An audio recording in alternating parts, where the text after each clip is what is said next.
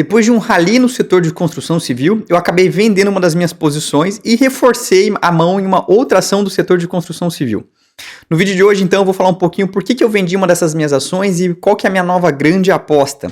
Meu nome é Leonardo Abud, essa é a Matriz dos Investimentos. Lembrando, pessoal, que esse vídeo não é uma recomendação de investimento.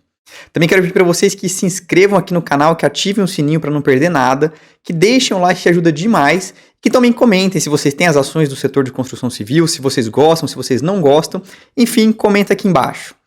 Bom, pessoal, eu sempre gosto de falar que no setor de construção civil tem muita gente que tem uma aversão, tem gente que simplesmente detesta esse setor. Eu entendo, eu mesmo não gosto de investir em empresas do setor pensando assim no longo prazo, de forma estrutural. Isso porque é um setor que tem baixas barreiras de entrada, é um setor extremamente cíclico, as margens não são muito altas, existe aí um problema de descasamento entre a construção e o recebimento pela construção. Enfim, tudo isso deixa muita gente de fora desse setor, que inclusive a gente viu aí ao longo dos últimos 10 anos muitas empresas ou entrando em recuperação ou que entregaram ali prejuízo, né, em que as suas ações tiveram uma queda de mais de 90%. Então esse é um setor difícil, eu entendo, mas a minha posição é um pouco contracíclica. Eu gosto de quando a gente está com um juros um pouco mais alto e as ações acabam sofrendo muito, a gente consegue achar algumas empresas ali que são empresas de dono, são empresas que estão descontadas em relação ao valor dos seus ativos e que numa retomada do setor, né, numa queda dos juros, numa retomada do setor de construção, elas acabam entregando um bom resultado nas suas ações. Então, começando aqui, como é que foi a performance das construtoras ao longo desse último um ano, tá? Para vocês entenderem, isso daqui eu peguei as ações do setor de baixa renda. Então, a ação que eu acabei me desfazendo foi a Cury. Essa foi uma ação que, mais ou menos ali no começo do canal, uns 3 meses atrás, mais ou menos aqui em julho, eu havia montado uma posição, eu até já fiz um vídeo lá atrás. Então, acho que inclusive foi o meu primeiro vídeo aqui no canal. Então eu tinha montado um pacote, que representava mais ou menos 10% da minha carteira, em 3 empresas do setor de construção civil. A Cury, do setor de baixa renda, a Lavi, do setor de altíssima renda, e a Moura do B, uma empresa de média e alta renda da região Nordeste. A Cury, então, foi a que eu acabei me desfazendo agora. A ação teve uma performance fantástica, então eu entrei mais ou menos aqui. A gente viu aí o retorno explosivo da ação. Essa era uma ação que eu tinha na minha carteira de renda, isso porque a Cury é uma boa pagadora de dividendos. Então, para quem gosta de empresas pagadoras de dividendo, a Cury, sem dúvida, é uma empresa a se olhar. Outra empresa também que eu gosto do setor é a Direcional. A própria Plano em Plano também é uma empresa interessante. E eu não coloquei aqui, acabei esquecendo, mas a gente também tem a MRV. Das empresas do setor que acabaram sofrendo demais, a gente teve a Tenda. A Tenda sofreu muito por uma questão de insumos. A Tenda ela tem uma operação um pouquinho diferente das outras empresas e ela tem um ciclo em que ela vende e repassa as suas unidades mais rápido. Ela acabou ficando muito com o risco de alta nos insumos e foi o que aconteceu. A hora que a gente teve uma alta nos insumos do setor de construção civil, a Tenda não consegue repassar isso, sofreu demais, o lucro bruto dela foi para o negativo, a margem bruta dela sumiu, e a gente viu as ações aí acumulando uma queda de mais ou menos 60% em um ano. Então, como eu comentei, as ações da Cury era que fazia parte da minha carteira, ali naquele meu pacotezinho de 3 ações, eu acabei vendendo depois que, as ações eu comprei ali na casa dos R$6,50, R$7 mais ou menos. Quando elas vieram ali para casa dos R$10,30, mais ou menos, eu acabei vendendo. Depois disso, inclusive, as ações continuaram subindo um pouco, as ações estão ali na quase R$12, pagou dividendo também. Então, de novo, uma empresa muito interessante, mas num valuation que eu já acho um pouquinho esticado.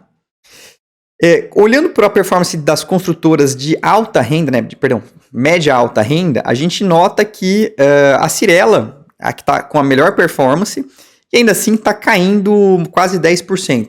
Ou seja, a gente vê que as de média e alta renda estão com uma performance muito diferente das empresas de baixa renda. Isso porque no segmento de baixa renda, os juros, a elevação de Selic, a elevação de juros longos, não tem um impacto tão grande. No setor de baixa renda, a gente tem o funding vindo do FGTS. Isso blinda as empresas do setor de baixa renda dessa elevação dos juros. Além disso, o que a gente acabou vendo foi que muitas empresas pequenas, pequenas construtoras, elas não aguentaram a alta dos insumos. Isso fez com que as grandes, que justamente são as empresas de capital aberto, ganhassem espaço. No setor de média e alta renda, que aí a gente tem Cyrela, Exetec, Iven, Moura do B, Trisul e etc., Aqui o cenário foi diferente. Isso porque com a alta dos juros existe uma expectativa de queda do volume de vendas e aí essas empresas sofreram bem mais do que seus pares do baixa renda. No entanto, como eu comentei, eu gosto de operar, digamos assim, no contraciclo. Isso pode ser uma oportunidade. Então, quando a gente olha um comparativo, tá? Eu trouxe aqui a Cury versus outras empresas de média e também baixa renda, no caso aqui a Direcional. Então, assim, por exemplo, a gente tem a Direcional negociando a 1,7 vezes valor patrimonial, a Cury quase 5 vezes valor patrimonial, 10 vezes lucro, a Cyrela uma vez valor patrimonial, Exetec 1,07 vezes valor patrimonial. A gente percebe que os múltiplos de baixa renda, né, que é a Direcional e a Cury, estão bem diferentes dos seus pares de média e alta renda, Exetec e Cyrela. Eu tenho até uma ressalva, eu não sei se o mercado começou a puxar muito isso daqui por conta de... inclusive isso daqui está um pouquinho desatualizado, é da semana passada, então as ações ficaram até um pouco mais caras já. Mas sim, uma coisa que eu tenho um pouco de dúvida é que o setor de baixa renda, eu acho que tem muita gente que olha uma eventual vitória do Lula, que é um candidato de esquerda, que foi quem criou esses programas de habitação, e pensam, poxa, provavelmente seria um setor que seria turbinado numa eventual eleição do Lula. Eu tenho uma ressalva grande aqui, porque, no meu entender, não existe orçamento para isso. Então, o segmento de baixa renda, você tinha aqueles projetos que a gente chamava de faixa 1, que esses recebiam um subsídio muito grande do governo. Esses programas, eles acabaram sendo praticamente extintos, tá? O faixa 1 ali foi praticamente extinto. E o que a gente tem hoje são os faixas 1,5, 2, 3, que aí a gente entra com o funding do FGTS.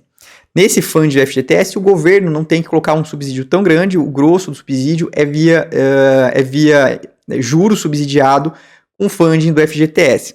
O que acontece é que o FGTS ele já está num limite, vamos dizer assim, é difícil você expandir esse programa tomando mais recursos do FGTS, e eu não vejo o governo tendo condição de subsidiar o programa habitacional.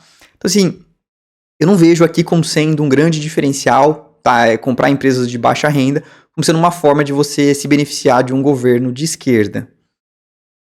E aí, como eu comentei, né, eu vendi minha posição em Cury 3, aqui a ação estava em R$11 quando eu puxei esse gráfico. Como eu comentei, as ações chegaram a bater ali mais de R$12, então continuaram subindo depois que eu vendi.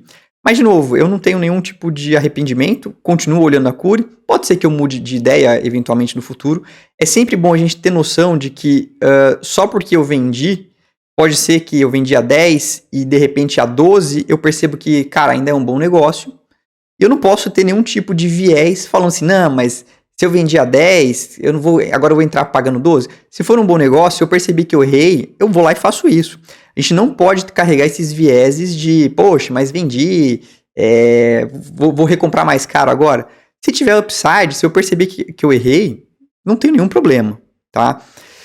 E um outro ponto que eu acho que é importante é que a taxa média de juros, então isso daqui é a taxa média de juros de operações de financiamento imobiliário, a gente vê aí uma elevação forte e como eu comentei, isso daqui tem um impacto muito maior nas empresas de média e alta renda.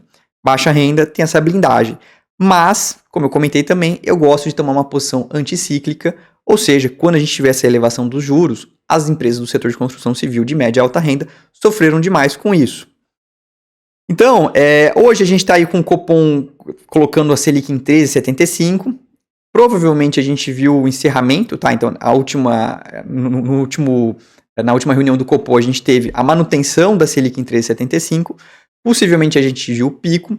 Não sei quando a gente vai ter uma queda. Eu acho que aqui é um pouco cedo para falar. Obviamente eu acredito que vai ser no primeiro semestre do ano que vem. Acredito, não sei, não tenho certeza.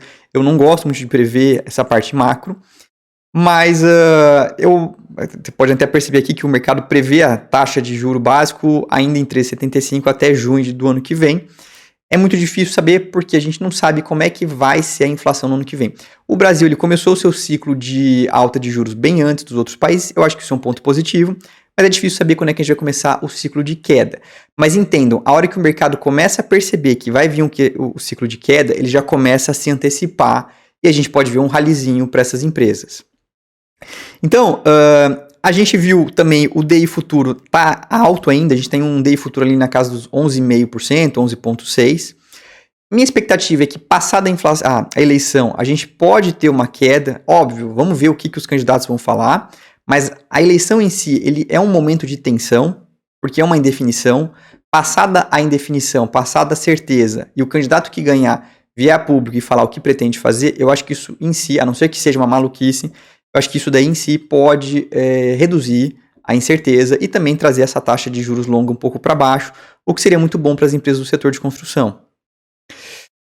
Aqui eu trago para vocês como é que existe uma correlação negativa entre essa taxa de juros longa e a performance das ações. Então aqui a gente tem a Cyrela em laranja e o DI longo, tá? O DI 29 em azul. A gente nota claramente que quando um sobe, o outro tem uma tendência de queda. E aí, falando então o que eu fiz, tá? Como eu comentei, eu tinha 3 empresas no setor, a Cury, Lavi e a Moura do B. Eu mantenho a Lavi também teve uma performance muito boa, tá? Então, na minha mão, ele subiu uns 50%. A Moura do B, essa daqui, é uma que eu aumentei um pouco minha posição algumas semanas atrás, o papel estava ali no 6 e pouco. Quando eu vendi a Cury, eu comprei Moura do B. Então, assim, meio que ficou elas por elas, porque o que a Cury subiu, a Moura do B também acabou subindo. Mas ainda continua havendo muito mais upside na Moura do B do que na Cury.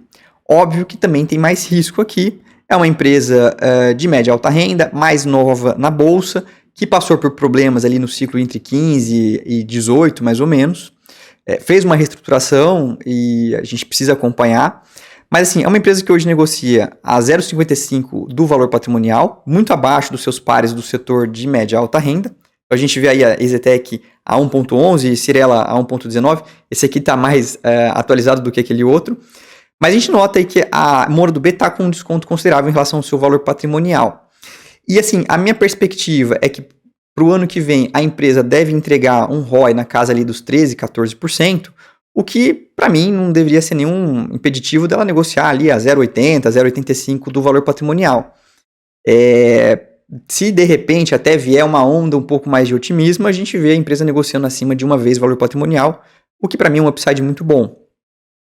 Então, assim, para vocês entenderem um pouco, a Moura do B, ela soltou o seu resultado do segundo trimestre. No resultado do segundo trimestre, a gente teve umas margens boas, mas com uma velocidade de vendas com uma pequena queda. A gente viu aí uma VSO na casa dos 28% no primeiro trimestre desse ano, veio para mais ou menos 21% no segundo trimestre, mas a gente vai falar um pouquinho mais à frente que ela já soltou também a prévia operacional do terceiro trimestre. Em relação às margens, que é um outro ponto que eu gosto de acompanhar, a margem bruta da Moura do B foi de 34,6%, o que para mim é um patamar bom. Óbvio que no primeiro trimestre eles soltaram uma margem bruta ali de 40%, mas o que eu coloco no meu modelo é margem bruta ali na casa dos 33,5%, o que significa que 34,6% ainda é uma margem bruta boa. Como ela tem uma tendência também de crescimento, isso vai ajudar um pouco a diluir custos fixos. E então, juntando um pouco uma margem bruta estável, com um pouco de crescimento, a gente tem uma margem operacional boa, no meu entender. Então, como eu falei, margem bruta em bons níveis. O pior para mim da alta de insumos já passou. Um risco que eu vejo aqui em São Paulo é com relação à mão de obra, mas como a Moura do B opera na região Nordeste, eu vejo esse problema, esse risco muito menor. Aqui, lá no Nordeste, o nível de desemprego ainda é mais alto. Isso tira pressão de custos de mão de obra desse setor. Outro ponto também é que a concorrência na região Nordeste, que é onde a Moura do B atua, hoje ela é bem menos agressiva, porque a gente não tem as empresas daqui de São Paulo, as empresas do Sudeste, operando na região Nordeste. Elas saíram de lá. Então, as empresas que operam hoje no Nordeste, elas são muito menos capitalizadas do que as empresas, do que a Moura do B. E aí, como eu comentei, eles já soltaram sua prévia operacional na semana passada. Na prévia operacional, eles só dão alguns detalhes sobre como é que foram as vendas, distratos, geração de caixa. Então, no terceiro trimestre, eles lançaram 390 milhões, um crescimento de 16% em relação ao ano passado, uma queda em relação ao segundo trimestre. Então, o segundo trimestre foi muito forte em termos de lançamentos, mas para mim um volume bom, tá? 390 milhões para mim é um volume de lançamentos bom, então dentro do que eu esperava. A gente vê a empresa aí no acumulado. Eu sempre gosto de ver um pouco mais alongado, um período ali um pouco mais longo, quando a gente fala de lançamento, porque às vezes você tem algum trimestre que tem um lançamento grande. Então, no acumulado do ano, a empresa tem 1,3 bilhão de volume de lançamento, uma alta de 40% em relação ao ano passado. Além disso, a empresa conseguiu gerar 14 milhões de reais de caixa no terceiro trimestre desse ano, No acumulado do ano, 59 milhões de geração de caixa, o que para mim é um volume interessante. A empresa negocia ali menos de 500 milhões de reais de valor de mercado, para mim é um ponto interessante. Então assim, a gente teve um volume de lançamentos bom, de novo, abaixo do segundo trimestre, mas normal. Os distratos aumentaram um pouco, então a gente nota aqui o distrato vindo em 9,3%, nada absurdo ainda, mas eu acho que aqui é um ponto de atenção. É esperado que, em especial quando a gente tem essa alta de juros e inflação, isso pode gerar um pouco mais de distrato, mas o que a gente tem visto é que o valor dos imóveis, eles aumentaram demais. Assim, para uma pessoa topar distratar hoje, ela está deixando dinheiro na mesa. E com relação à VSO, como eu comentei, a gente teve uma VSO de 22,4%, alta em relação ao segundo trimestre, tá? Para mim, eu acho que foi um número bom. Patamar de VSO acima de 20% para mim é um patamar saudável. Então a empresa está hoje com uma VSO saudável, com até o segundo trimestre uma margem bruta boa. Meu entendimento é que o terceiro trimestre a margem bruta deve se manter. Então, para mim, uma empresa com uma performance interessante num valor bem descontado. No dia seguinte, a divulgação da prévia operacional, inclusive, as ações chegaram a subir ali 7, 8%. Tá? E no final do dia, elas fecharam no 0 a 0. Óbvio que também a bolsa fechou no negativo nesse dia, então a empresa acabou até indo melhor do que o Ibovespa. De novo, para mim, hoje é a minha maior posição no setor de construção civil. Mais do que o dobro do que eu tenho em Lavi, e ocupou aí todo o pedaço que eu deixei de Cury. Bom, pessoal, então isso é um pouquinho do que é a Moro do B. Quero lembrar para vocês também que segunda-feira a gente vai ter uma live especial com o Werner Roger da Trigo, então dia 10 de outubro, às 7 horas da noite. Não percam, a gente vai conversar um pouquinho sobre expectativa de mercado, posições, enfim, o Werner é um cara bem interessante, a Trígono é uma casa muito legal, então não percam a nossa live dia 10 de outubro às 19 horas. Espero que vocês tenham gostado do vídeo e a gente se vê no próximo. Tchau, tchau.